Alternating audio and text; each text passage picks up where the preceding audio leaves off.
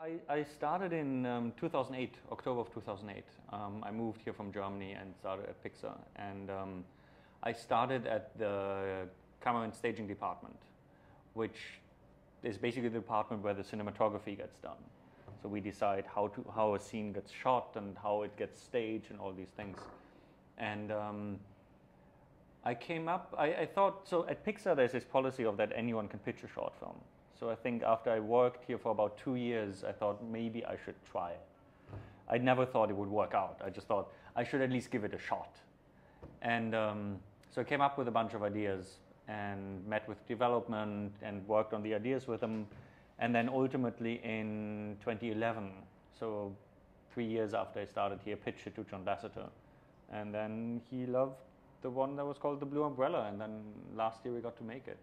I was in the city and I saw a broken umbrella lying on the side of the street, and I just stopped because it looked just incredibly sad. It was like, I don't know, the way the kind of the material sags and the way kind of these ribs kind of are half broken and have bends in them, and it just, everyone just kept passing by, and I just stood there and felt like really sad for this umbrella, and I think just this feeling stuck with me.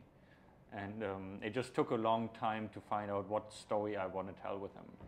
But what was always important is that that image of this umbrella on the side of the street was always a pivotal image in the story, and it ended up in the final short film as well. And there is this tradition at Pixar to try out new techniques and things like this with short films.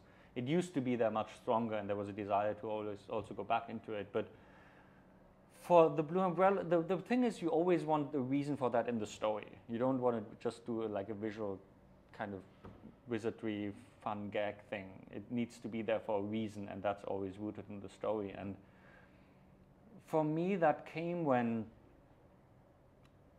there was the story point of the city coming to life, and inanimate objects coming to life in the city. And which goes back to the basics of animation and the roots of animation. Something that is normally inanimate, you animate, you bring to life, you give life to something that normally doesn't have any. And if the city would have been cartoony, you would have expected that. But coming up, starting the short with the idea that it's all real and we perceive it as real, and the audience thinks, Pixar's done a photoreal short film, like they've done a live-action short film. Starting that way kind of gives us this magical moment when then actually things come to life, because it's unexpected. It's something that you're not used to. I had a lot of discussions with the composer John Bryan about this, and also when Sarah Jaffe came in, who sings the vocals. It's so tricky to change the mood of music, for example, on a dime. Like normally there's a structure and you need to wait out until these three kind of things passed, and then you can slowly move over, but kind of within a shot, within a split second, switching from happy to sad is something really difficult. And not rushing the audience either when that happens. So just the compressedness of going through happy, falling in love, insecure, completely in love, panic from separation, desperation to taking a leap of faith, curiosity, and like all these things in such short time, while making sure the audience is still with you and you don't rush them. That is, I think, one of the trickiest things to do with the shorts.